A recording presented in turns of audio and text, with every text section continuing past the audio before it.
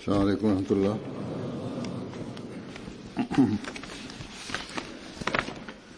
أشهد أن لا إله إلا الله وحده لا شريك له وأشهد أن محمدا عبده ورسوله.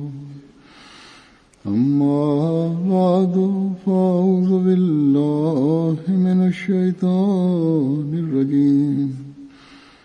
بسم الله الرحمن الرحيم.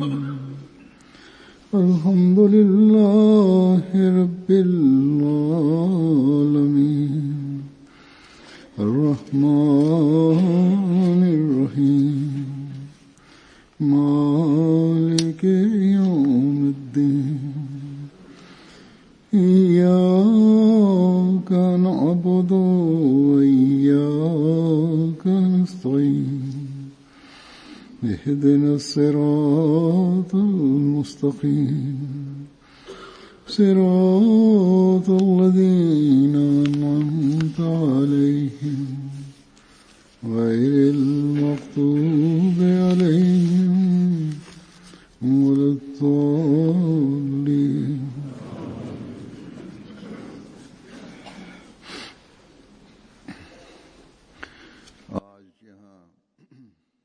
ഇന്ന് ഇവിടെ സൂര്യഗ്രഹണമായിരുന്നു.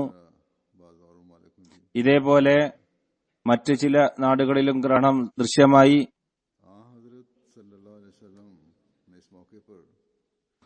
തിരുനബി സല്ലല്ലാഹു അലൈഹി വസല്ലം ഈ അവസരത്തിൽ പ്രത്യേകമായി ദുആയും ഇസ്തിഗ്ഫാറും ദാനധർമ്മവും ചെയ്യാനും നമസ്കരിക്കാനും നിർദ്ദേശിച്ചിട്ടുണ്ട്. അതുകൊണ്ട്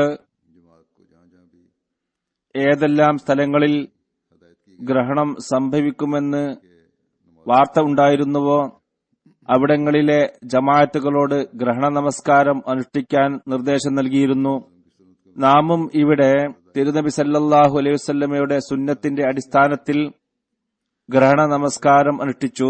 ഹദീസുകളിൽ അള്ളാഹുവിന്റെ പ്രത്യേക അടയാളങ്ങളിൽപ്പെട്ട ഒരു അടയാളം സൂര്യചന്ദ്രഗ്രഹണമാണെന്ന് പറഞ്ഞിട്ടുണ്ട്. തിരുനബി സല്ലല്ലാഹു അലൈഹി വസല്ലമയുടെ പ്രവചനത്തിന്റെ അടിസ്ഥാനത്തിൽ വാഗ്ദത്ത മസീഹിന്റെ ആഗമനാടയാളങ്ങളിൽ ഒരു ശക്തമായ അടയാളം സൂര്യചന്ദ്രഗ്രഹണം കൂടിയാണ്. അള്ളാഹുവിന്റെ അനുഗ്രഹത്താൽ പൂർവ പശ്ചിമ ദിക്കുകളിൽ ഹദ്റത്ത് മസീഹ് അലൈഹി സ്വലാത്തു വസ്സലാമിനെ സാക്ഷ്യപ്പെടുത്തിക്കൊണ്ട് അത് പൂർത്തിയാവുകയുണ്ടായി.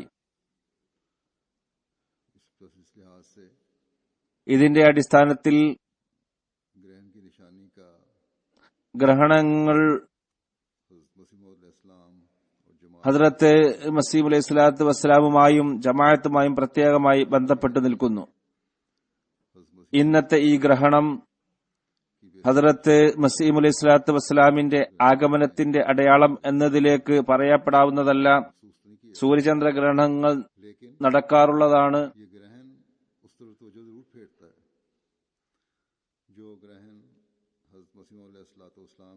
അള്ളാഹുവിന്റെ അടയാളങ്ങളിൽപ്പെട്ടതാണിത്. എന്നാൽ ഇന്നത്തേത് പ്രത്യേകമായ അടയാളമായി പറയപ്പെടാവുന്നതല്ല. എന്നാൽ ഈ ഗ്രഹണം ഹദ്റത്ത് മസീഹ് അലൈഹി സ്വലാത്തു വസ്സലാമിന്റെ സാക്ഷ്യത്തിനായി മുമ്പ് വെളിപ്പെട്ട ഗ്രഹണത്തെ ഓർമ്മപ്പെടുത്തുന്നതാണ്. ഇന്നത്തെ ഗ്രഹണം മറ്റൊരു രീതിയിൽ ആ ഗ്രഹണത്തിലേക്ക് നമ്മുടെ ശ്രദ്ധ തിരിക്കുന്നു. കാരണം ഇത് ജുമുഅ ദിവസമാണ്. ഇന്ന് ജുമുഅക്ക് ഹദ്റത്ത് മസീഹ് അലൈഹി സ്വലാത്തു വസ്സലാമിന്റെ ആഗമനവുമായി പ്രത്യേകമായ ബന്ധമുണ്ട്. മാർച്ച് മാസം എന്ന നിലക്കും നമ്മുടെ ശ്രദ്ധ ഇതിലേക്ക് തിരിയുന്നു. കാരണം 3 ദിവസത്തിന് ശേഷം മാർച്ച് 23 മസീഹ് ദിനമായി ആചരിക്കപ്പെടുന്നതാണ്. അന്നാണ് പ്രഖ്യാപനം നടന്നത്. ചുരുക്കത്തിൽ ഈ മാസവും ഈ ദിവസവും ഈ ഗ്രഹണവും വിവിധ രീതിയിൽ ജമാഅത്തിന്റെ ചരിത്രത്തെ ഓർമ്മപ്പെടുത്തുന്നതാണ്. അതുകൊണ്ട് ഞാൻ ഗ്രഹണ നമസ്കാരത്തിന്റെ ഖുതുബക്കായി തയ്യാറെടുപ്പ് നടത്തിയപ്പോൾ ജുമയുടെ ഖുത്ബയിലും ഗ്രഹണവുമായി ബന്ധപ്പെട്ടുകൊണ്ട് പറയുന്നതാണ്. ഹദ്റത്ത് മസീഹ് അലൈഹി സ്വലാത്തു വസ്സലാമിന്റെ ചന്ദ്ര സൂര്യ ഗ്രഹണങ്ങളുടെ പ്രവചനം അത് തിരുനബി സല്ലല്ലാഹു അലൈഹി വസല്ലമയുടെ പ്രവചനമായിരുന്നു. അതിനെ സംബന്ധിച്ച് അദ്ദേഹത്തിന്റെ ഉദ്ധരണികൾ കേൾപ്പിക്കുന്നതാണ്. ഒന്നോ രണ്ടോ ഉദ്ധരണികൾ കേൾപ്പിക്കുന്നതാണ്. അതേപോലെ സഹാബാക്കളുടെ ചില സംഭവങ്ങളും കേൾപ്പിക്കുന്നതാണ്. അവർ ഈ ഗ്രഹണങ്ങൾ കണ്ട് ജമാഅത്തിൽ പ്രവേശിക്കുകയുണ്ടായി. അങ്ങനെ അവർ തങ്ങളുടെ ഈമാനിനെ തിളക്കമുള്ളതാക്കി മാറ്റുകയും ചെയ്തു. ആദ്യം ഞാൻ പറയുന്നത് തിരുനബി സല്ലല്ലാഹു അലൈഹി വസല്ലം ഈ ഗ്രഹണത്തിന് വലിയ പ്രാധാന്യം നൽകി എന്നതാണ്. തിരുനബി സല്ലല്ലാഹു അലൈഹി വസല്ലമയുടെ ജീവിതത്തിൽ ഒരിക്കൽ ഗ്രഹണം സംഭവിച്ചപ്പോൾ അതുമായി ബന്ധപ്പെട്ട് കുറെ ഹദീസുകളുണ്ട്. ഒരു ഹദീസ് ഞാൻ സമർപ്പിക്കാം. ഹദ്റത്ത് അസ്മാ റളിയല്ലാഹു തആല അൻഹയുടെ നിവേദനമാണ്. പറയുന്നു, സൂര്യഗ്രഹണം സംഭവിച്ചപ്പോൾ ഞാൻ ഹദ്റത്ത് ആയിഷയുടെ അടുത്ത് വന്നു. അവർ അപ്പോൾ നമസ്കരിക്കുകയായിരുന്നു. ഞാൻ പറഞ്ഞു, ജനങ്ങൾക്ക് എന്തുപറ്റി? ഇപ്പോൾ നമസ്കരിക്കുന്നു. ഹദ്റത്ത് ആയിഷ ആകാശത്തേക്ക് ആംഗ്യം കാണിച്ചു. സുബ്ഹാനല്ലാഹ് എന്ന് പറഞ്ഞു. ഞാൻ ചോദിച്ചു, എന്താ വല്ല അടയാളം ആണോ? അവർ തലയാട്ടിക്കൊണ്ട് അതെ എന്ന് മറുപടി നൽകി. അസ്മ പറയുന്നു, ഞാനും കൂടെ നിന്നു. എത്രമാത്രമെന്നാൽ എനിക്ക് തലകറങ്ങാൻ തുടങ്ങി. തിരുനബി സല്ലല്ലാഹു അലൈഹി വസല്ലം നമസ്കരിപ്പിക്കുകയായിരുന്നു. അത് വളരെ ദീർഘമായ നമസ്കാരമായിരുന്നു. അത് കാരണം തലകറങ്ങാൻ തുടങ്ങി. ഞാൻ എന്റെ തലക്ക് മീതെ വെള്ളമൊഴിച്ചു. തിരുനബി സല്ലല്ലാഹു അലൈഹി വസല്ലം നമസ്കാരത്തിൽ നിന്ന് പിരിഞ്ഞപ്പോൾ അവിടുന്ന് അള്ളാഹുവിനെ സ്തുതിച്ചു.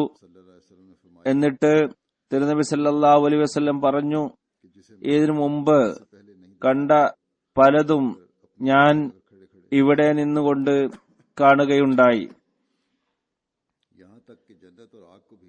ഏതുവരെ എന്നാൽ സ്വർഗവും തീയും കാണുകയുണ്ടായി. എനിക്ക് വഹി ലഭിച്ചിരിക്കുന്നു.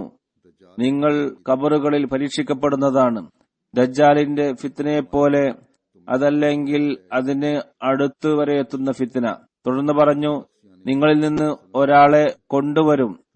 ആ വ്യക്തിയോട് ചോദിക്കും, ഈ വ്യക്തി അഥവാ മുഹമ്മദ് സല്ലല്ലാഹു അലൈഹി വസല്ലമയെ കുറിച്ച് നീ എന്താണ് കരുതിയിരിക്കുന്നത്?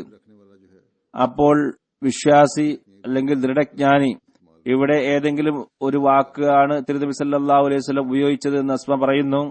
വിശ്വാസി പറയും, മുഹമ്മദ് സല്ലല്ലാഹു അലൈഹി വസല്ലം അല്ലാഹുവിന്റെ റസൂലാണ്.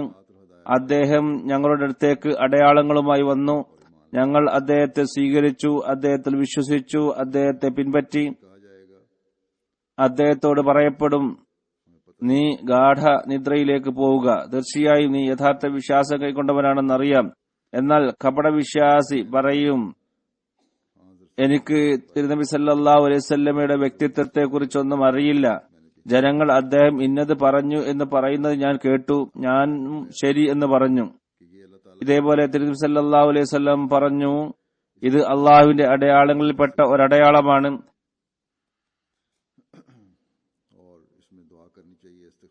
ഇതിന് ആരുടെയും ജനനവും മരണവുമായി ഒരു ബന്ധവുമില്ല. ഇതിൽ ദുആ ചെയ്യേണ്ടതാണ്, ഇസ്തിഗ്ഫാർ ചെയ്യേണ്ടതാണ്. ഇനി ഞാൻ സൂര്യചന്ദ്ര ഗ്രഹണങ്ങളെ കുറിച്ച് ഹദ്റത്ത് മസീഹ് അലൈഹി സ്വലാത്തു വസ്സലാമിന്റെ ഉദ്ധരണി കൽപ്പിക്കുന്നതാണ്. പറയുന്നു, എനിക്ക് അത്ഭുതം തോന്നുന്നു.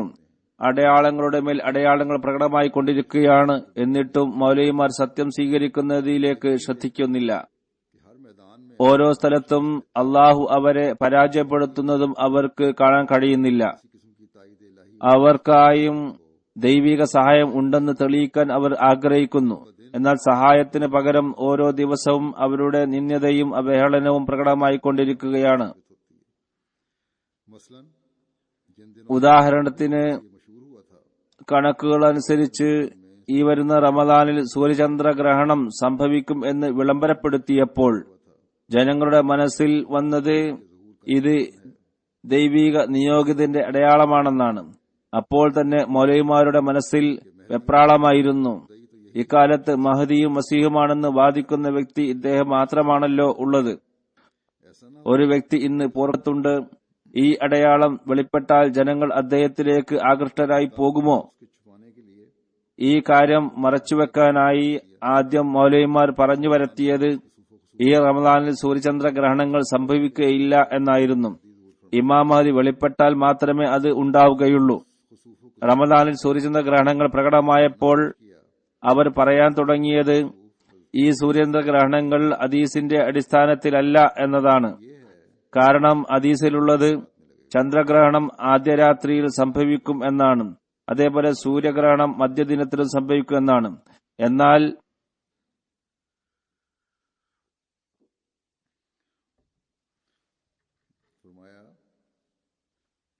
പറയുന്നു, എന്നാൽ ഈ ഗ്രഹണത്തിന് 13-ാം രാത്രിക്കാണ് സംഭവിച്ചത്. അതേപോലെ സൂര്യന് 28-ാം പകലിലാണ് സംഭവിച്ചത്. എന്നാൽ ഹദീസിൽ മാസത്തിന്റെ ആദ്യ രാത്രി എന്നല്ല ഉദ്ദേശിച്ചത്.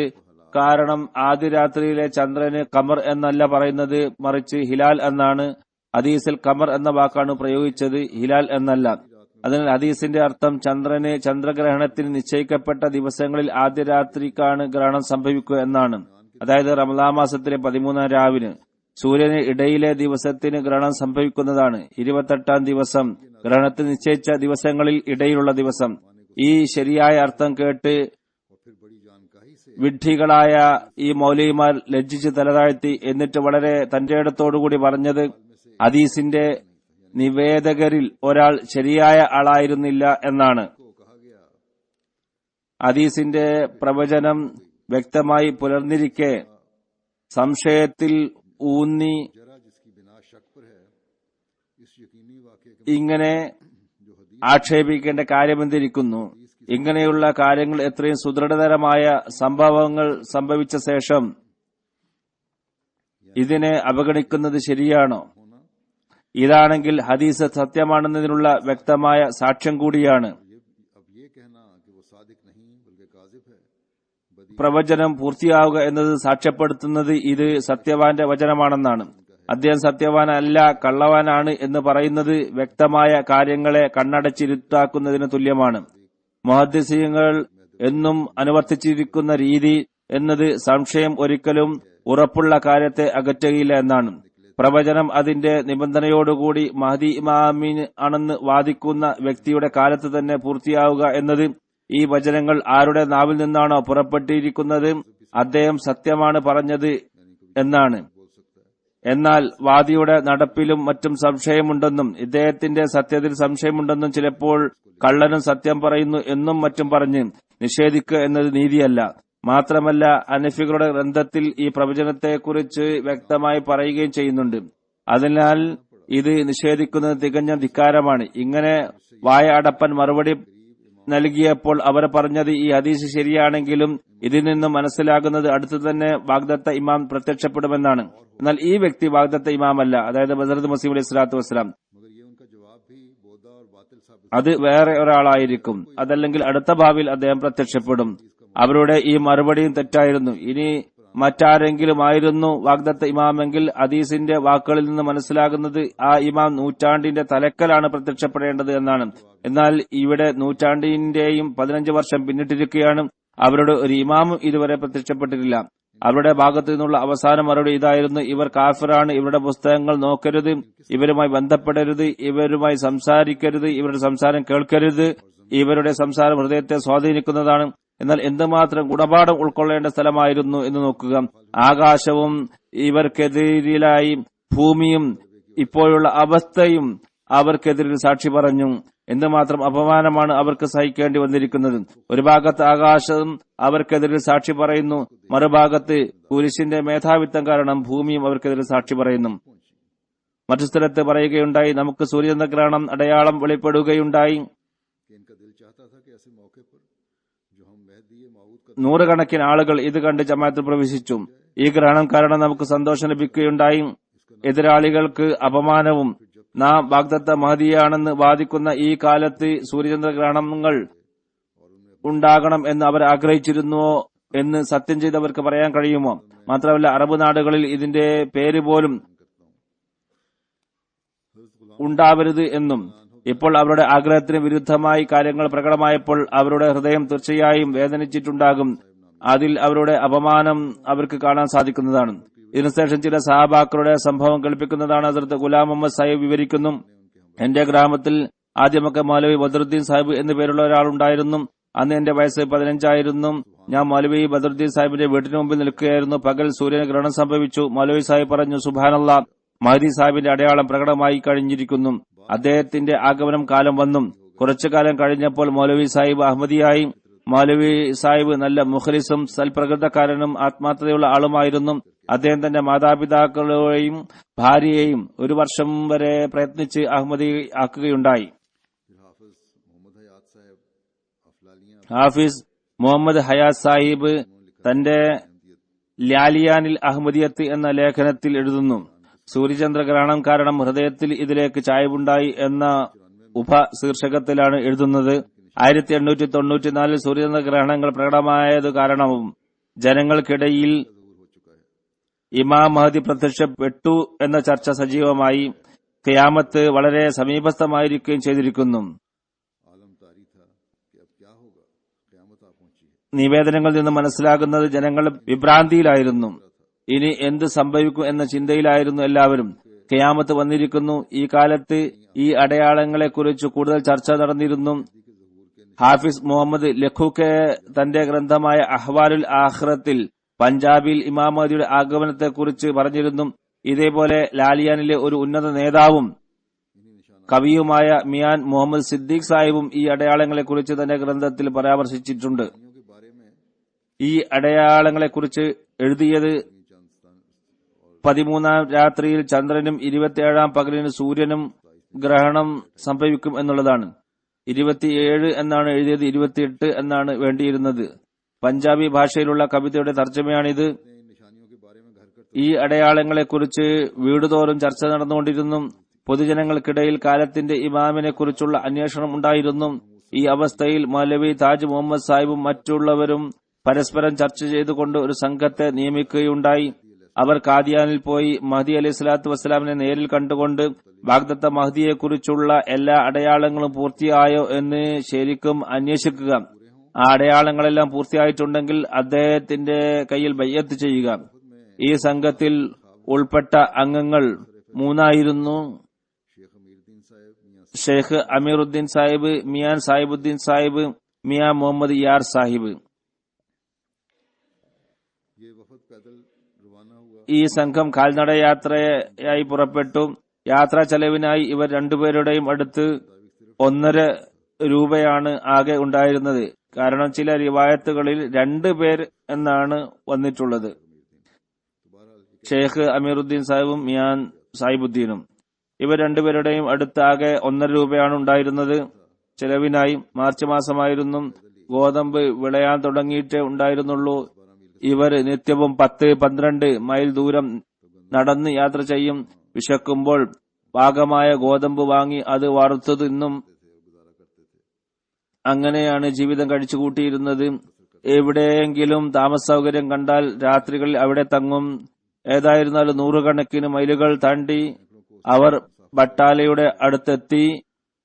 ഇത് ഏകദേശം 150, 175, 200 മൈൽ ദൂരമുണ്ടാകും. ബട്ടാലയിൽ എത്തിയപ്പോൾ മൗലവി മുഹമ്മദ് ഹുസൈൻ സാഹിബിന്റെ ശിഷ്യന്മാർ ഇവരെ കണ്ടുമുട്ടി. അവരോട് കാദിയാനിലേക്കുള്ള വഴി ഇവർ അന്വേഷിച്ചു. കാദിയാനിൽ എന്തിനാണ് പോകുന്നതെന്ന് ചോദിച്ചു. ഉദ്ദേശം മനസ്സിലായപ്പോൾ ശിഷ്യന്മാർ കാദിയാനിൽ പോകരുതെന്ന് പറഞ്ഞു മഹദിയാണെന്ന് വാദിക്കുന്ന വ്യക്തി നഊദു ബില്ലാഹ് കള്ളനാണ്. കാരണം അദ്ദേഹം ഒരു വാദമല്ല ഉന്നയിച്ചത്, 7 വാദങ്ങൾ ഉന്നയിച്ചിട്ടുണ്ട്. നിങ്ങൾ ഏതെല്ലാം വാദങ്ങളാണ് അംഗീകരിക്കുക? അതിനാൽ ഇവിടെ നിന്ന് തന്നെ തിരിച്ചു പോവുക. ഇത് കേട്ട് ഷെയ്ഖ് അമീറുദ്ദീൻ സാഹിബ് മറുപടി പറഞ്ഞു. ഇദ്ദേഹം വലിയ വിദ്യാസമ്പന്നനൊന്നും ആയിരുന്നില്ല. പക്ഷെ അദ്ദേഹത്തിന്റെ മറുപടി വളരെ ഉന്നതമായിരുന്നു. അദ്ദേഹം 7 വിവിധ വാദങ്ങൾ ഉന്നയിച്ചിട്ടുണ്ടെങ്കിലും അദ്ദേഹം സത്യവാനാണ്. അദ്ദേഹം ഇനിയും പല വാദങ്ങളും ഉന്നയിക്കാനിരിക്കുന്നതേയുള്ളൂ. അതിനുള്ള തെളിവ് അദ്ദേഹം പറഞ്ഞത് അദ്ദേഹത്തിന്റെ അടിസ്ഥാനത്തിൽ പറയുന്നു. ഇവിടെ ഇപ്പോൾ നിങ്ങൾ 7 പേരുണ്ട്, ഞാൻ ഒറ്റക്കാണ്. നിങ്ങൾ എല്ലാവരും ഞാനുമായി മൽപ്പിടുത്തം നടത്തുകയാണെങ്കിൽ 7 പേരെയും ഞാൻ തോൽപ്പിച്ചാൽ ഞാൻ 1 ആണോ അതോ 7 ആണോ? അതായത് 7 പേരെക്കാളും ശക്തനായില്ലേ? ഇതേപോലെ കാലത്തിന്റെ ഇമാം ലോകത്തുള്ള എല്ലാ മതങ്ങളെയും നേരിടാനാണ് വന്നിരിക്കുന്നത്. അതുകൊണ്ട് അദ്ദേഹത്തിന് ഇനിയും പല വാദങ്ങളും ഉന്നയിക്കാനുണ്ടാകും. ഇത് കേട്ടപ്പോൾ അവരുടെ നാവ് ഇറങ്ങിപ്പോയി. എന്നിട്ട് പറഞ്ഞു, നിങ്ങൾ പൊയ്ക്കൊള്ളൂ. എന്നിട്ടും വഴി പറഞ്ഞു കൊടുത്തില്ല. കുറച്ച് ദൂരെ ഞങ്ങൾ മുന്നോട്ട് പോയി. ഒരു സിഖുകാരന്റെ ചായമക്കാനി ഉണ്ടായിരുന്നു. ആ സിഖുകാരൻ ചായയും മറ്റും ഉണ്ടാക്കി തന്നു, ബിസ്ക്കറ്റും തന്നു. ഷെയ്ഖ് സാഹിബ് ബട്ടാലവിയുടെ ശിഷ്യന്മാരുടെ സംഭവവും പെരുമാറ്റ രീതിയും എല്ലാം സിഖുകാരനോട് പറഞ്ഞു. അത് കേട്ട് അദ്ദേഹം ദുഃഖം പ്രകടിപ്പിച്ചു. സിഖുകാരൻ പറഞ്ഞു, ഞാൻ നിങ്ങൾക്ക് വഴി കാണിച്ചു തരാം. നിങ്ങൾ എന്തായാലും ഖാദിയാനിൽ പോകണം. അദ്ദേഹം തന്റെ വാദത്തിൽ സത്യവാനാണെന്ന് ഞാൻ മനസ്സിലാക്കുന്നു. അതിലത്ത് മസീഹ് അലൈഹി സ്വലാത്തു വസ്സലാമിനെ കുറിച്ചാണ് പറഞ്ഞത്. പറഞ്ഞു, എനിക്ക് മിർസ സാഹിബിനെ അറിയാം. സിഖ് വളരെ ദൂരെ വരെ അവരുടെ കൂടെ നടന്നു വഴി കാണിച്ചു കൊടുത്തു. അന്ന് ഖാദിയാനിലേക്ക് ശരിയായ റോഡൊന്നും ഉണ്ടായിരുന്നില്ല. ഈ രണ്ടുപേരും ഖാദിയാനിൽ എത്തിയപ്പോൾ ഹദ്റത്ത് മസീഹ് അലൈഹി സ്വലാത്തു വസ്സലാം മസ്ജിദ് മുബാറക്കിൽ ഇരിക്കുകയായിരുന്നു. അവിടെ ജനങ്ങൾക്കിടയിൽ ഇരുന്ന് സംസാരം നടക്കുകയായിരുന്നു. അനാമതി പണ്ഡിതരും മത നേതാക്കളും ആ സദസ്സിൽ ഉണ്ടായിരുന്നു. അവരോട് ഹദ്റത്ത് മസീഹ് അലൈഹി സ്വലാത്തു വസ്സലാം സംസാരിച്ചു കൊണ്ടിരിക്കുകയായിരുന്നു. അവരുടെ ചോദ്യങ്ങൾക്ക് മറുപടി നൽകിക്കൊണ്ടിരിക്കുകയും ചെയ്തിരുന്നു. അതോടൊപ്പം എഴുതിക്കൊണ്ടിരിക്കുകയും ചെയ്തിരുന്നു. ഇതും ഒരു അടയാളമായിരുന്നു. ഒരു ഭാഗത്ത് അദ്ദേഹം എഴുതിക്കൊണ്ടിരിക്കുന്നു, പേന ചലിച്ചുകൊണ്ടിരിക്കുകയാണ്. അദൃശ്യ ലോകത്ത് നിന്ന് വിഷയം ഹൃദയത്തിൽ ഇറങ്ങിക്കൊണ്ടിരിക്കുന്നത് പോലെ മറുഭാഗത്ത് സദസ്സിൽ ഇരിക്കുന്നവരോട് സംസാരിച്ചു കൊണ്ടിരിക്കുകയും ചെയ്യുന്നു. പേന ഒരിക്കലും നിന്ന് പോകുന്നില്ല. ഈ വന്നവരെ കുറിച്ച് ഉസൂറിനെ പരിചയപ്പെടുത്തി കൊടുത്തു. ഷെയ്ഖ് സാഹിബ് പറഞ്ഞു, ഉസൂർ, ഞങ്ങൾ ലാലിയാനിൽ നിന്നാണ് വരുന്നത്. ഉസൂർ ചോദിച്ചു, ലാലിയാൻ എവിടെയാണ്? ഉസൂർ പറയുന്നു, അധികം പേർക്കും അറിയാം എന്ന് കരുതുന്നു. അറിയാത്തവർക്ക് വേണ്ടി പറയുകയാണ്, ലാലിയാൻ റബ്വയിൽ നിന്നും 8 കിലോമീറ്റർ ദൂരെയുള്ള ഒരു സ്ഥലമാണ്. ഇപ്പോൾ അതൊരു പട്ടണമാണ്. ഇവിടെ നിന്നാണ് അക്കാലത്ത് അവര് പോയത്. ആ സദസ്സിൽ അക്കി നൂറുദ്ദീൻ സാഹിബ് ഉണ്ടായിരുന്നു. അദ്ദേഹം ഭേര നിവാസിയായിരുന്നു. അതിനാൽ ലാലിയാനെ കുറിച്ച് അദ്ദേഹത്തിന് അറിയാമായിരുന്നു. അദ്ദേഹം പറഞ്ഞു, ലാലിയാൻ ഖട്ടായുടെയും ലക്കിന്റെയും അടുത്ത്. അപ്പോൾ ഉസൂർ പറഞ്ഞു, ഓഹോ, ലഖ് ലാലി എന്ന് നേരത്തെ കേട്ടിരിക്കാം. ഹദ്റത്ത് മൗലാന അക്കി നൂറുദ്ദീൻ സാഹിബ് പറഞ്ഞു, ഇദ്ദേഹം ഞങ്ങളുടെ അയൽവാസിയാണ് ഉസൂർ. ഷെയ്ഖ് സാഹിബും സാഹിബുദ്ദീൻ സാഹിബും നിരക്ഷരരായിരുന്നു. അതുകൊണ്ട് അവർ പറഞ്ഞു, അതേ ഉസൂർ. പഞ്ചാബിൽ പറഞ്ഞു, ഇദ്ദേഹത്തിന്റെ ഗവണ്ടികളാണ് ഞങ്ങൾ. അതിനുശേഷം യാത്രയുടെ പൂർണ്ണ രൂപം പറഞ്ഞു. ഉസൂർ ബട്ടാലവിയുടെ ശിഷ്യന്മാരുടെ സംഭവം കേട്ടപ്പോൾ പറഞ്ഞു, നോക്കൂ, നിരക്ഷരനായ ഇവർ എന്ത് നല്ല മറുപടിയാണ് നൽകിയത്. അവരുടെ വായ അടപ്പിച്ചു കളഞ്ഞു. ഇവർക്ക് ആരാണ് പഠിപ്പിച്ചത്? അള്ളാഹുവാണ് പഠിപ്പിച്ചത്. ഈ വാക്ക് 3 പ്രാവശ്യം ഉസൂർ ആവർത്തിക്കുകയുണ്ടായി. ഉസൂർ ഇവരോട് പറഞ്ഞു, നിങ്ങൾ കുറച്ചു ദിവസം ഞങ്ങളോടൊപ്പം താമസിക്കുക. 3 ദിവസം വരെ ഇവർ ഉസൂറിന്റെ സദസ്സിൽ ഹാജരായിക്കൊണ്ടിരുന്നു. ഉസൂറിനോടൊപ്പം നടക്കാനും പോകും. ലാലിയാനിലെ ഉലമാക്കൾ പറഞ്ഞ അടയാളങ്ങൾ പരിശോധിച്ചു. സ്വന്തം കണ്ണുകൊണ്ട് അടയാളങ്ങൾ പൂർത്തിയായതായി കണ്ടു. അവസാനം തിരിച്ചു പോകുന്നതിന് മുമ്പേ മസ്ജിദിൽ ഹാജരായി ഹുസൂറിന് തിരുനബി സല്ലല്ലാഹു അലൈഹി വസല്ലമയുടെ സലാം മഹദിക്ക് എത്തിക്കണം എന്ന് പറഞ്ഞത് എത്തിച്ചു. ബയ്യത്ത് വാങ്ങാൻ അപേക്ഷിച്ചു. അപ്പോൾ ഹുസൂർ പറഞ്ഞു, ഇനിയും കുറച്ചു ദിവസം ഞങ്ങളോടൊപ്പം താമസിച്ചാലും. ഇത് കേട്ട് ഷെയ്ഖ് സാഹിബിന്റെ കണ്ണുകൾ നിറഞ്ഞു. എന്നിട്ട് തന്റെ കാല് മുന്നോട്ട് നീട്ടി കാണിച്ചുകൊണ്ട് പറഞ്ഞു, ഹുസൂർ, ഇത്ര ദൂരം യാത്ര ചെയ്ത് കാലെല്ലാം വീങ്ങിയിരിക്കുകയാണ്. ഞങ്ങൾ വളരെയധികം കഷ്ടപ്പെട്ടാണ് വന്നത്. താങ്കളെ സത്യമായ മഹദിയായി ഞങ്ങൾ അംഗീകരിച്ചിരിക്കുന്നു. ഇനി ജീവിതം കൂടെ നിൽക്കുമോ എന്നൊന്നും അറിയില്ല. അതുകൊണ്ട് ഞങ്ങളുടെ ബയ്യത്ത് സ്വീകരിച്ചാലും. മസ്ജിദ് മുബാറക്കിൽ ഇവരുടെ ബയ്യത്ത് നേരിട്ട് വാങ്ങുകയുണ്ടായി. അസദുല്ല ഖുറൈശി സാഹിബ് ഖാസി അക്ബർ സാഹിബിനെ കുറിച്ച് എഴുതുന്നു, ഹസ്രത്ത് ഖാസി സാഹിബ് റളിയല്ലാഹു തആല അൻഹു അഹ്ലെ ഹദീസിൽ നിന്നും അഹമ്മദി ആയതാണ്. ഹസ്രത്ത് മൗലവി ബുർഹാനി സാഹിബുമായി ബന്ധമുള്ള ആളായിരുന്നു. തന്റെ പ്രദേശത്തെ ഇമാമായിരുന്നു. തന്റെ പ്രദേശത്ത് ജനങ്ങളുടെ താലീമിലും തദ്രീസിലും ഒഴുകിയിരുന്ന വ്യക്തിയായിരുന്നു. ആ സമയത്ത് ആകാശത്ത് സൂര്യചന്ദ്രഗ്രഹണങ്ങളുടെ അടയാളം പ്രകടമായി. ഇക്കാര്യം അദ്ദേഹത്തിന് നേരത്തെ അറിയാമായിരുന്നു. ഇമാം മഹ്ദി അലൈഹിസ്സലാമിന്റെ ആവിർഭാവം അടുത്തിരിക്കുന്നുവെന്ന്. സൂര്യചന്ദ്രഗ്രഹണം പ്രകടമായപ്പോൾ അതിനെപ്പറ്റി തന്റെ സുഹൃത്തുക്കളിൽ ചർച്ച ചെയ്യാൻ തുടങ്ങി. അദ്ദേഹത്തിന്റെ പേരമകൻ ബഷീർ അഹമ്മദ് സാഹിബ് പറയുന്നു, ഞാൻ ഈ വിവരം മിയാൻ മങ്ക സാഹിബിൽ നിന്നാണ് കേട്ടത്. അതിപ്രകാരമാണ് ഞങ്ങളെ ഖാജി സാഹിബായിരുന്നു പഠിപ്പിച്ചിരുന്നത്. സൂര്യചന്ദ്രഗ്രഹണങ്ങളുടെ അടയാളം റംസാനിൽ വെളിപ്പെട്ടു. ഖാജി സാഹിബ് പറഞ്ഞു, ഇമാം മഹദിയുടെ ആവിർഭാവത്തിന്റെ അടയാളം വെളിപ്പെട്ടിരിക്കുന്നു. നമുക്ക് അദ്ദേഹത്തെ അന്വേഷിക്കേണ്ടതാണ്. ആ ദിനങ്ങളിൽ ചാർക്കോട്ടിലെ ജനങ്ങൾ സാധനങ്ങൾ വാങ്ങുന്നതിന് ജഹലമ്മിൽ പോവാറുണ്ടായിരുന്നു. ജഹലമ്മിൽ വരുന്ന ആളുകളെ ഖാസി സാഹിബ് പറഞ്ഞേൽപ്പിക്കുകയുണ്ടായി. സൂര്യചന്ദ്രഗ്രഹണങ്ങൾ വെളിപ്പെട്ടുവല്ലോ, ഇമാം മഹദിയെ സംബന്ധിച്ച് താങ്കൾ ഞങ്ങൾക്ക് പറഞ്ഞു തന്നാലും എന്ന് മൗലവി ബുർഹാനുദ്ദീൻ സാഹിബിനോട് അന്വേഷിച്ചു വരിക എന്ന്.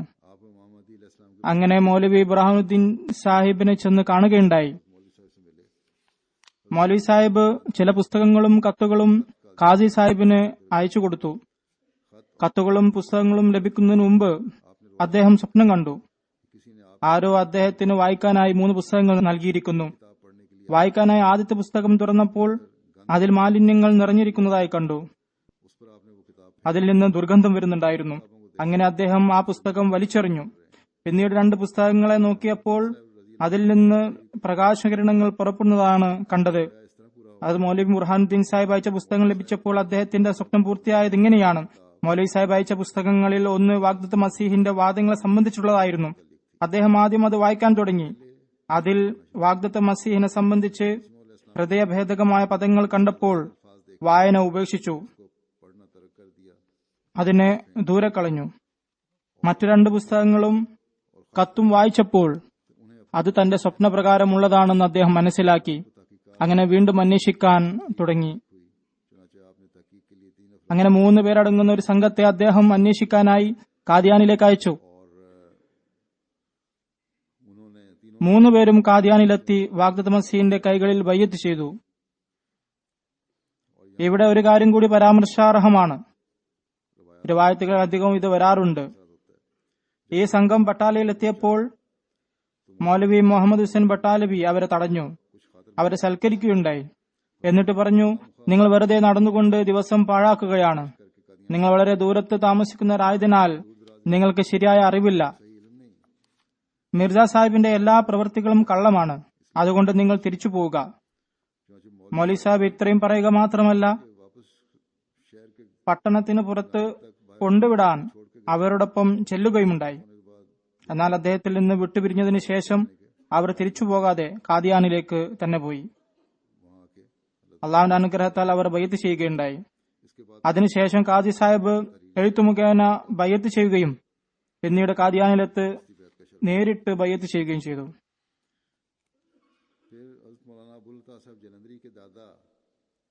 അബുലത്ത ജലന്ധരി സാഹിബിന്റെ പിതാവ് ഖാസി മൗല ബക്ഷ് സാഹിബ്, അദ്ദേഹം ജലന്ധറിലെ പ്രസിദ്ധനായ ഖത്തീബായിരുന്നു.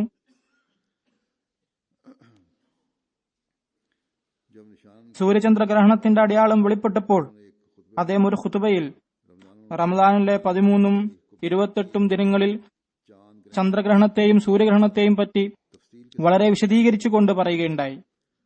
ഇത് ഇമാം മഹദിയുടെ അടയാളമാണ്. ഇനി നാം കാത്തിരിക്കേണ്ടത് വാഗ്ദത്ത ഇമാം എപ്പോൾ എവിടെ വെളിപ്പെടുന്നുവെന്നാണ്. ഈ ഖുതുബയുടെ വളരെ നല്ല സ്വാധീനമാണ് ഉണ്ടായത്. ഖാസി മൗല ബക്ഷ് സാഹിബിന് അദ്ദേഹം മൗലാന അബ്ദുല്ലത്ത സാഹിബിന്റെ പിതാമഹനായിരുന്നു. അദ്ദേഹത്തിന് സ്വയം അഹമ്മദിയത്ത് സ്വീകരിക്കാൻ സാധിച്ചില്ലെങ്കിലും അദ്ദേഹത്തിന്റെ മൂത്ത മകന്, അതായത് അബ്ദുല്ലത്ത സാഹിബിന്റെ പിതാവിന് മിയാൻ ഇമാമുദ്ദീൻ സാഹിബിന് വാദിയെ സംബന്ധിച്ച വിവരം ലഭിക്കുകയും അദ്ദേഹം ഒരുപാട് വായിച്ചു പഠിച്ചതിനു ശേഷം വാഗ്ദത്ത മസീഹിൽ ബയ്യത്ത് ചെയ്യാൻ ഭാഗ്യം ലഭിക്കുകയുണ്ടായി.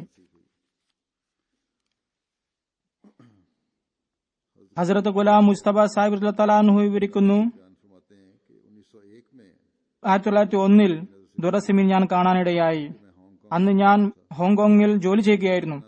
ഒരു പരിഷ്കർത്താവിന്റെ ആവിർഭാവത്തിന് കാലം കാതോർക്കുകയായിരുന്നു.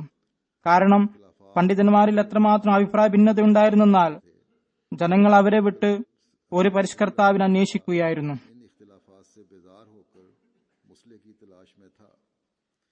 ദുറസെമീനിലെ കവിതകൾ വായിച്ച് ഞാനൊരു നിഗമനത്തിലെത്തി. ഈ വ്യക്തി സത്യവാനാണെങ്കിൽ നമ്മുടെ ഭാഗ്യം തെളിഞ്ഞു. അതല്ല എങ്കിൽ ഇദ്ദേഹം കളവിലൂടെ അത്ഭുതം സൃഷ്ടിച്ചിരിക്കുകയാണ്.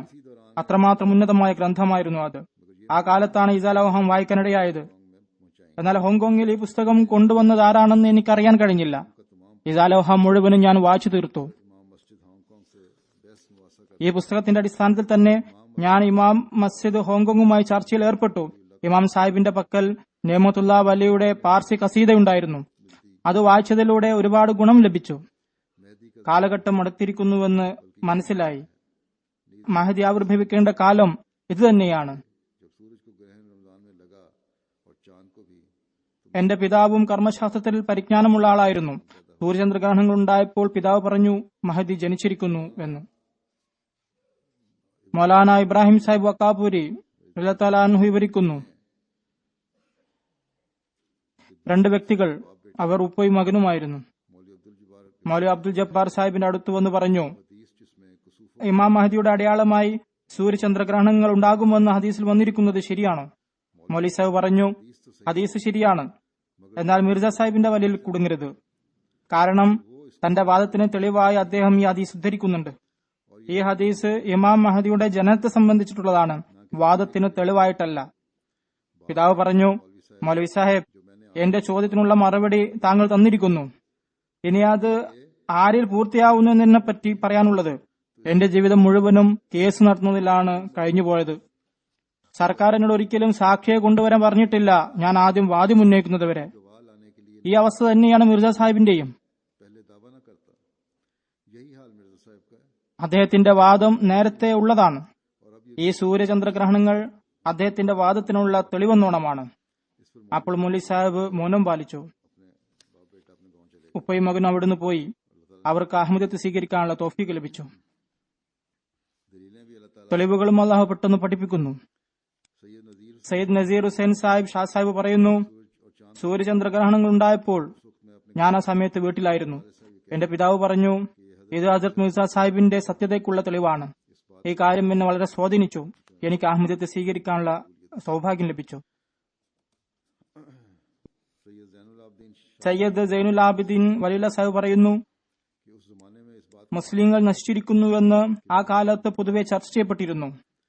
അത് 13ാം നൂറ്റാണ്ടിന്റെ അവസാനമാണ്. ഇമാം മഹദി ആഗതരാകുന്ന കാലമാണിത്. അതിനുശേഷം അത് ഈസായും വരുന്നതാണ്. അങ്ങനെ എന്റെ ഉമ്മ ആ മഹദിയെയും ഈസായെയും പറ്റി വളരെ സന്തോഷത്തോടെ പറയാറുണ്ടായിരുന്നു, ആ കാലം അടുത്തിരിക്കുന്നുവെന്ന്. സൂര്യചന്ദ്രഗ്രഹണങ്ങളും ഇമാം മഹദിയുടെ പ്രത്യേക അടയാളമാണെന്നും അവർ പറയാറുണ്ടായിരുന്നു. അത് പൂർത്തിയായി.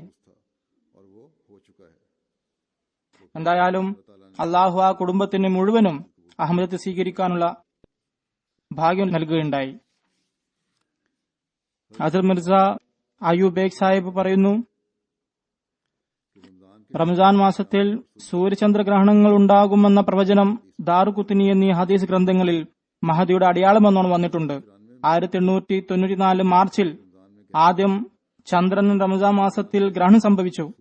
ആ റംസാനിൽ തന്നെ സൂര്യനും ഗ്രഹണം സംഭവിക്കുന്ന ദിവസമെടുത്തപ്പോൾ 2 സഹോദരന്മാർ വാഗ്ദത്ത മസീഹിന്റെ സത്യതയ്ക്കുള്ള അടയാളം കാണുന്നതിനും ഗ്രഹണ നമസ്കാരത്തിനുമായി ശനിയാഴ്ച വൈകുന്നേരം ലാഹോറിൽ നിന്ന് പുറപ്പെട്ട് ഏകദേശം രാത്രി 11 മണിക്ക് ബട്ടാലിയിലെത്തി. അടുത്ത ദിവസം രാവിലെ ഗ്രഹണം ഉണ്ടാകേണ്ടതായിരുന്നു. യുവാക്കളുടെ ആവേശം നോക്കുക. കൊടുങ്കാറ്റ് വീശുന്നുണ്ടായിരുന്നു, ഇടിയും മിന്നലും ഉണ്ടായിരുന്നു, കാറ്റെതിരായിരുന്നു, കണ്ണിൽ പൊടിപറ്റാറുണ്ടായിരുന്നു. ബട്ടാലിയിൽ നിന്ന് കാദിയാനിലേക്ക് നടന്നായിരുന്നു പോയത്. ശരിക്കും ചുവടുവെക്കാൻ കഴിയുമായിരുന്നില്ല. മിന്നൽ വഴിയിൽ കാണാമായിരുന്നു. കൂടെ തന്റെ നാട്ടുകാരൻ മൗലവി അബ്ദുൽ അലി സാഹിബും ഉണ്ടായിരുന്നു. മൊത്തം 3 പേരായിരുന്നു. എന്ത് സംഭവിച്ചാലും രാത്രി തന്നെ ഖാദിയാനിൽ എത്തണമെന്ന് അവർ തീരുമാനിച്ചു. അഹമ്മദത്തെ അവർ സ്വീകരിച്ചിരുന്നു. വാഗ്ദത്ത മസീനോടൊപ്പം ഗ്രഹണ നമസ്കാരം അനുഷ്ഠിക്കാൻ അവർ ആഗ്രഹിച്ചിരുന്നു. അങ്ങനെ 3 പേരും വഴിയിൽ വളരെ കേണുകൊണ്ട് ദുആ ചെയ്തു. ആകാശഭൂമികളെ അടക്കി ഭരിക്കുന്ന അല്ലാഹുവേ, നിന്റെ എളിയ ദാസരാണ്. നിന്റെ മസീഹിനെ സന്ദർശിക്കാനാണ് ഞങ്ങൾ പോകുന്നത്. നടന്നാണ് പോകുന്നത്. ശൈത്യകാലമാണ്. ഞങ്ങളോട് കരുണ കാണിച്ചാലും ഞങ്ങളുടെ മാർഗം എളുപ്പമാക്കി തരണമേ. ഈ എതിർക്കാറ്റിനെ അനുകൂലമാക്കി മാറ്റിയാലും. പറയുന്നു, കാറ്റ് നന്നായി വീശിയിരുന്നു. പറയുന്നു, ദുആയുടെ അവസാന പദം ചൊല്ലിയ ഉടനെ തന്നെ കാറ്റിന്റെ ഗതി മാറി. അവർ പോകുന്ന ദിശയിലേക്ക് കാറ്റ് വീശാൻ തുടങ്ങി. എത്രമാത്രം ശക്തമായ കാറ്റ് വീശിയെന്നാൽ വളരെ എളുപ്പത്തിൽ അവർക്ക് യാത്ര ചെയ്യാൻ സാധിച്ചു. അവർ കാറ്റിൽ പറന്നു നടക്കുന്നത് പോലെ അവർക്ക് തോന്നി. കുറച്ചു സമയത്തിന് ശേഷം പുഴയുടെ അടുത്തെത്തി. അവിടെ ചെറിയ ചാറ്റൽ മഴ പെയ്യാൻ തുടങ്ങി. പുഴയുടെ അടുത്ത് ഒരു കെട്ടിടമുണ്ടായിരുന്നു. അവർ അങ്ങോട്ട് ചെന്നു. ആ ദിനങ്ങളിൽ ഗുർദാസ്പൂർ ജില്ലകളിൽ കൊള്ള സംഭവങ്ങൾ നടക്കാറുണ്ടായിരുന്നു. ലൈറ്റിട്ടപ്പോൾ കെട്ടിടം കാലിയാണെന്ന് അവർ കണ്ടു. അതിൽ ചാണകവരളിയും തടിച്ച ഇഷ്ടികയും കണ്ടു. ഓരോരുത്തരും അത് തലയ്ക്ക് വെച്ച് കിടന്നുറങ്ങി. കുറച്ചു കഴിഞ്ഞ് കണ്ണു തുറന്നപ്പോൾ നക്ഷത്രം തെളിഞ്ഞിരുന്നു. ആകാശം വ്യക്തമായിരുന്നു. മേഘത്തിന്റെയോ കാറ്റിന്റെയോ ഒരു അടയാളവും ഉണ്ടായിരുന്നില്ല. അങ്ങനെ അവർ പിന്നെയും യാത്ര പുറപ്പെട്ടു. വഖ്തത്ത് മസീഹിന്റെ കൂടെ ഭക്ഷണം കഴിച്ചു. രാവിലെ ഹുസൂറിന്റെ കൂടെ ഗ്രഹണ നമസ്കാരം നിർവഹിച്ചു. റമസാൻ മാസമായിരുന്നു. മൗലവി ആസൻ സാഹിബ് അംറോഹി സാഹിബ് മസ്ജിദ് മുബാറക്കിന്റെ മുകൾ ഭാഗത്താണ് നമസ്കരിപ്പിച്ചത്. ഏതാണ്ട് 3 മണിക്കൂറോളം നമസ്കരിച്ചു.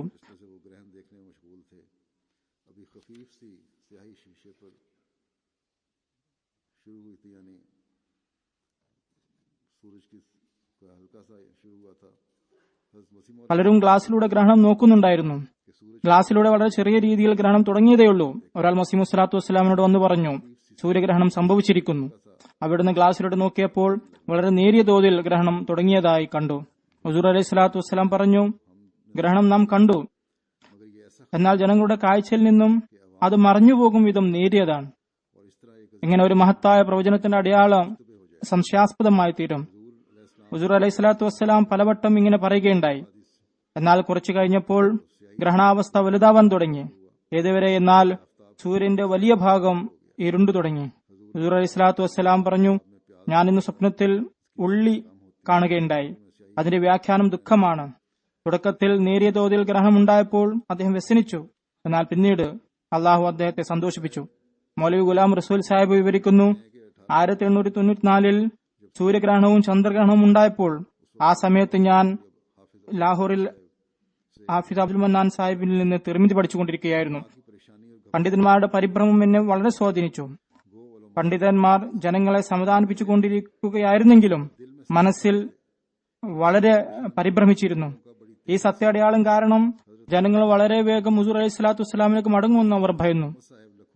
ആ ദിനങ്ങളിൽ ഹാഫിസ് മുഹമ്മദ് സാഹിബ് ലഖൂക്കവാലെ സ്റ്റോൺ ഓപ്പറേഷന് വേണ്ടി ലാഹോറിൽ വന്നിരുന്നു. ഞാനും അദ്ദേഹത്തിന്റെ സന്നിധിയിൽ ഹാജരായി. ഈ അടയാളം താങ്കളുടെ ഗ്രന്ഥമായ അഹ്വാലുൽ ആഖിറയിൽ വളരെ വ്യക്തമായി എഴുതിയിട്ടുണ്ടല്ലോ. മാത്രമല്ല വാദിയായ മിർസ സാഹിബുമുണ്ട്. ഈ അടയാളം തനിക്ക് വേണ്ടിയാണ് വെളിപ്പെട്ടതെന്ന് അദ്ദേഹം പറയുകയും ചെയ്യുന്നു. താങ്കൾ ഇത് സംബന്ധിച്ച് എന്തു പറയുന്നുവെന്ന് ജനങ്ങൾ ചോദിച്ചപ്പോൾ അദ്ദേഹം പറഞ്ഞു, ഞാൻ രോഗിയും വളരെ ദുർബലനുമാണ്. ആരോഗ്യം ശരിയായാലേ എനിക്കെന്തെങ്കിലും പറയാനാവും. എന്നാൽ തന്റെ മകൻ അബ്ദുറഹ്മാൻ മൊഹിദ്ദീനെ മിർസ സാഹിബിനെ എതിർക്കുന്നതിൽ നിന്ന് ഞാൻ തടയുകയാണ്. അള്ളാഹുവിന്റെ രഹസ്യങ്ങൾ വളരെ അത്ഭുതകരമാണ്. എന്തായാലും അദ്ദേഹം അധികാലം ജീവിച്ചില്ല. വേഗം വഫാത്താവുകയുണ്ടായി. ഏതൊന്ന് ആളുകൾ പറയുന്നു, ഈ കാര്യങ്ങൾ കൊണ്ട് എന്റെ ഹൃദയം മിർസ സാഹിബിന്റെ സത്യസാക്ഷ്യത സംബന്ധിച്ച് തൃപ്തി അടഞ്ഞിരുന്നുവെങ്കിലും ഹദീസ് വിജ്ഞാനം പൂർത്തിയാക്കാൻ ഞാൻ അമൃത്സറിലേക്ക് പോയി. അവിടെ 1-2 കൊല്ലം ഹദീസ് പഠിച്ച് പൂർത്തിയാക്കി ദാറുൽ അമാനിൽ വന്ന് വഖ്തത്ത് മസീഹിന്റെ കയ്യിൽ ബയ്യത്ത് ചെയ്തു. ഹസരത്ത് ഭായി അബ്ദുറഹ്മാൻ സാഹിബ് കാദിയാനി വിവരിക്കുന്നു, 1894 റംസാൻ മാസത്തിൽ അവസാന കാലത്തെ മഹദി ഇമാമിന്റെ പ്രശസ്ത അടയാളമായ സൂര്യചന്ദ്രഗ്രഹണങ്ങൾ പൂർത്തിയായി. ആ കാഴ്ച ഇപ്പോഴും എന്റെ കൺമുമ്പാകെയുണ്ട്. ആ വാക്കുകൾ എന്റെ കാതുകളിൽ മുഴുങ്ങിക്കൊണ്ടിരിക്കുന്നു. നമ്മുടെ ഹെഡ്മാസ്റ്റർ മൗലവി ജമാലുദ്ദീൻ സാഹിബ് ഈ അടയാളം പൂർത്തിയായപ്പോൾ സ്കൂൾ മുറിയിൽ എല്ലാവരോടുമായി പറഞ്ഞ വാക്കുകളാണവ.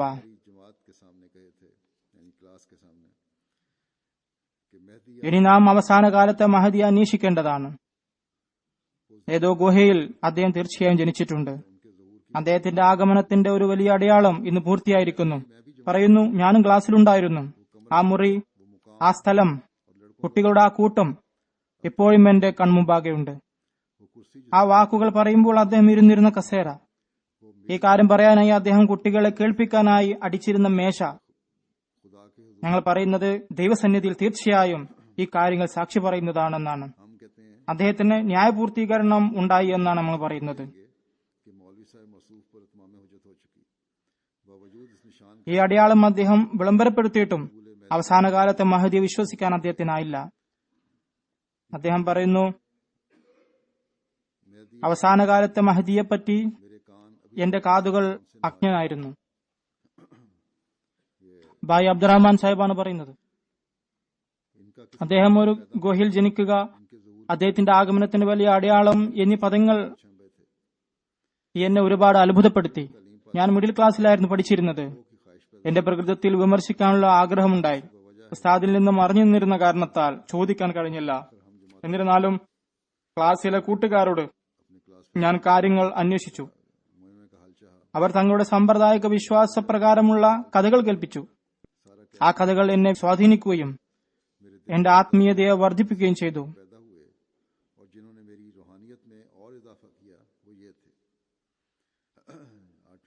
8ാം ക്ലാസ്സിൽ പഠിക്കുകയായിരുന്നു അദ്ദേഹം. നോക്കൂ, അദ്ദേഹത്തിന്റെ ബുദ്ധി എത്രമാത്രം വളക്കൂറുള്ളതായിരുന്നുവെന്ന് പറയുന്നു. ഒന്നാമതായി 13 നൂറ്റാണ്ടുകൾക്ക് ശേഷമുള്ള ഒരു സംഭവത്തെപ്പറ്റി അറിവ് നൽകുക, അതും ശത്രുക്കളിലും മിത്രങ്ങളിലും പ്രചരിച്ചിട്ടുള്ളത്, അത് കൃത്യസമയത്ത് തന്നെ പുലരുകയും ചെയ്യുക എന്നതാണ്. രണ്ടാമതായി എന്റെ മനസ്സിൽ വന്നത് ആ സംഭവം മനുഷ്യപ്രയത്ന ഫലമായിട്ടായിരുന്നില്ല, മറിച്ച് ആകാശത്താണ് ഉണ്ടായത്. അവിടെ മനുഷ്യൻ എത്തിയിട്ടില്ല. മനുഷ്യന് ഇതിൽ യാതൊരുവിധ കൈകടത്തലുമില്ല. മൂന്നാമത്തെ കാര്യം എന്റെ മനസ്സിൽ വന്നത് അവസാന കാലത്തെ മഹദിയുടെ വ്യക്തിത്വം. അദ്ദേഹം കുഫ്റില്ലായ്മ ചെയ്യുന്നത്, ഇസ്ലാമിനെ വിജയിപ്പിക്കുന്നത്, ഇസ്ലാമിക സൈന്യം തയ്യാറാക്കിക്കൊണ്ട് നിഷേധികളെ വകവരുത്തുന്നത്, മുസ്ലിങ്ങളുടെ വിജയത്തെക്കുറിച്ച് ചിന്തിക്കുക എന്നിവയാണ്. നാലാമത്തെ കാര്യം പ്രാർത്ഥനയും അതിന്റെ യാഥാർത്ഥ്യവുമാണ്. അള്ളാഹു തന്റെ ദാസരുടെ പ്രാർത്ഥന കേൾക്കുകയും അത് സ്വീകരിക്കുകയും ചെയ്യുന്നു. കാരണം ഉമ്മത്ത് മുഹമ്മദിയായ ഔലിയാക്കൾ ഇമാം മഹദിക്ക് വേണ്ടി ദുആ ചെയ്തിട്ടുണ്ട്. അവസാനം അത് സ്വീകരിക്കപ്പെട്ടു.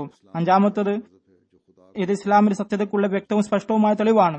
ദൈവത്തിന് പ്രിയങ്കരവും അവനിലേക്ക് എത്താനുമുള്ള ഒരേയൊരു മതം ഇസ്ലാം മാത്രമാണ്. പറയുന്നു, ഈ 5 കാര്യങ്ങൾ അതിന്റെ ചുരുങ്ങിയ നിലയിൽ എന്റെ ഹൃദയത്തെ സ്വാധീനിച്ചു. ആ സംഭവം എന്റെ ഈമാൻ വർധനവും പുതുമയും എന്റെ ആത്മീയതയിൽ വർധനവും ഉണ്ടാക്കി. അവസാന കാലത്തെ മഹദിയെ കാണാൻ ഞാൻ ആഗ്രഹം കൊള്ളുകയുണ്ടായി. അത് നേടാൻ ഞാൻ ദുആ ചെയ്തു തുടങ്ങി. ഞാൻ രാത്രി ഉണർന്നു. പകലും വളരെ വേദനയോടെ ഞാൻ പ്രാർത്ഥിച്ചു. അവസാന കാലത്തെ മഹദിയെക്കുറിച്ചുള്ള ചിന്ത എന്നെ എത്രമാത്രം സ്വാധീനിച്ചു എന്നാൽ ചെറുപ്രായത്തിലായിരുന്നിട്ടും കൂടി ഞാൻ പൊട്ടിപ്പൊളിഞ്ഞ ഭയാനകമായ സ്ഥലങ്ങളിൽ ചെന്ന് വളരെ വേദനയോടെ ദുആ ചെയ്യാറുണ്ടായിരുന്നു.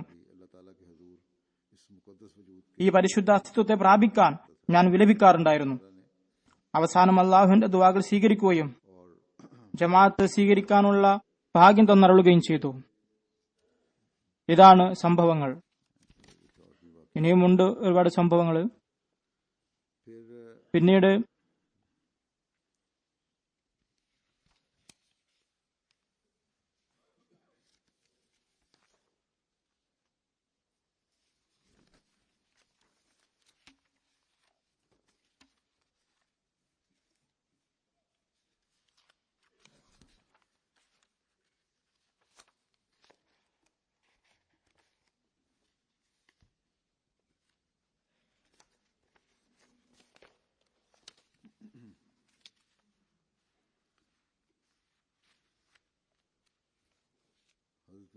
വാഗ്ദത്ത മസീഹ് അലൈഹി ഇസ്ലാമിന്റെ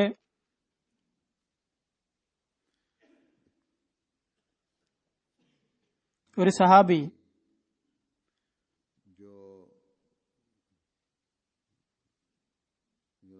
ഹസ്രത്ത് ഷെയ്ഖ് നസ്രുദ്ദീൻ സാഹിബ്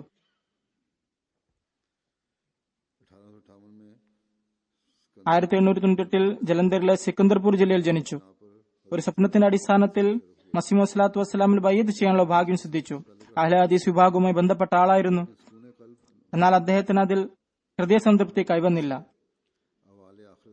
പള്ളികളിലെ ഉലമാക്കളുമായി അഹ്വാൽ ആഖിറ എന്ന പ്രസിദ്ധ ഗ്രന്ഥത്തിൽ നിന്ന് പ്രവചനങ്ങൾ കേൾക്കുമ്പോൾ അദ്ദേഹത്തിന്റെ ഹൃദയം മന്ത്രിച്ചിരുന്നു, വരാനുള്ള ആളുടെ കാലഘട്ടം ഇത് തന്നെയാണ് എന്ന്.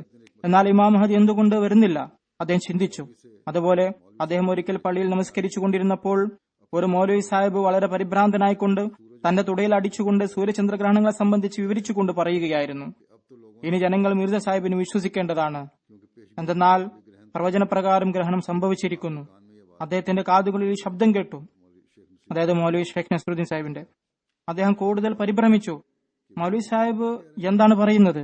പ്രവചനം പൂർത്തിയായെങ്കിൽ സന്തോഷിക്കുകയല്ല വേണ്ടത്.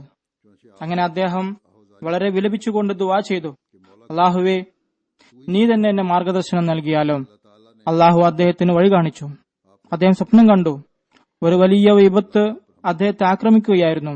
എന്നാൽ അദ്ദേഹം തന്റെ തോക്കുകൊണ്ട് ഫയർ ചെയ്തു. അങ്ങനെ ആ വിപത്ത് അപ്രത്യക്ഷമായി. പിന്നീട് അദ്ദേഹം ഒരു ഉയർന്ന സ്ഥലത്ത് ജമാഅത്തായിട്ടുള്ള നമസ്കാരത്തിൽ പങ്കെടുത്തു.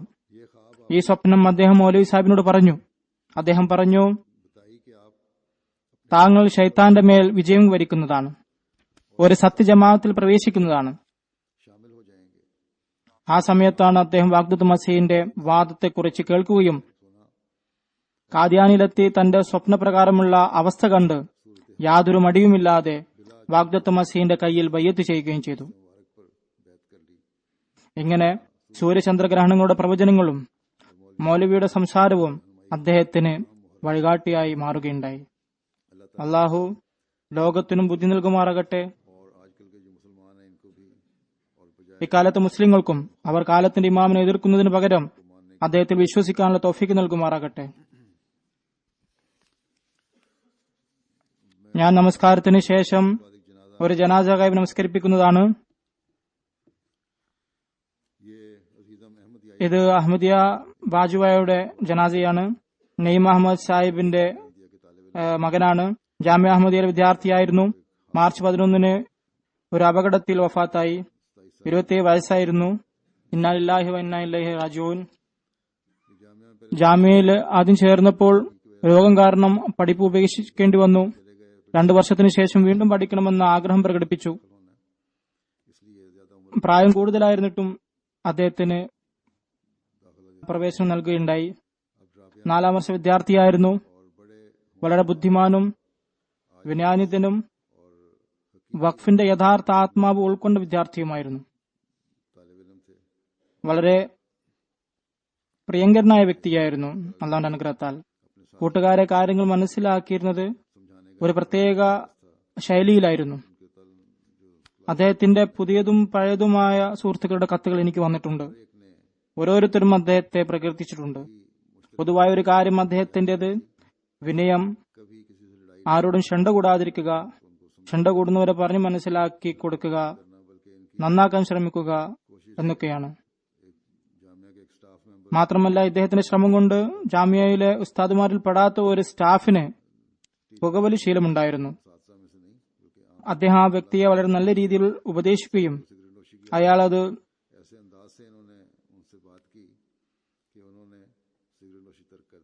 പുകവലി ശീലം ഉപേക്ഷിക്കുകയും ചെയ്തു. വളരെ സ്നേഹത്തോടെ ഉപദേശിക്കുമായിരുന്നു. ഓരോരുത്തരോടും സ്നേഹത്തോടും സൗഹൃദത്തോടുമാണ് പെരുമാറുന്നത്. അള്ളാഹു അദ്ദേഹത്തിന്റെ ദർജകൾ ഉയർത്തുമാറാകട്ടെ. അള്ളാഹു റഹ്മത്തിന്റെ മഗ്ഫിറത്തിനോടും കൂടി പെരുമാറട്ടെ. ഇൻഷാ അല്ലാഹ് ഞാൻ പറഞ്ഞതുപോലെ ഇതിനുശേഷം ഞാൻ നമാസ് ജനാസ നിസ്കരിപ്പിക്കുന്നതാണ്.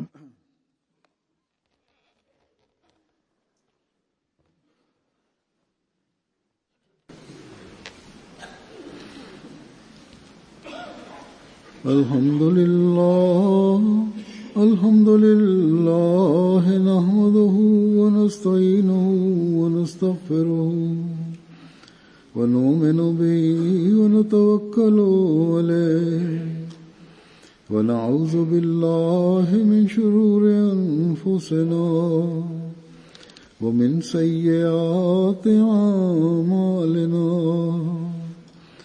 من يهده الله فلا مضل له ومن يضلل فلا هادي له ونشهد أن لا إله إلا الله ونشهد أن محمدا عبده ورسوله.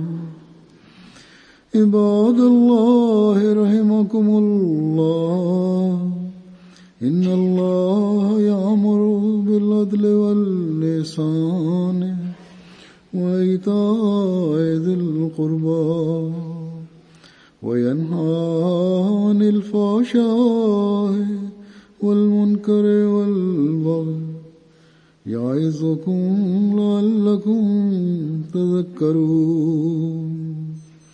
اذكروا الله يذكركم وادعوه يستجب لكم ولذكر الله أكبر.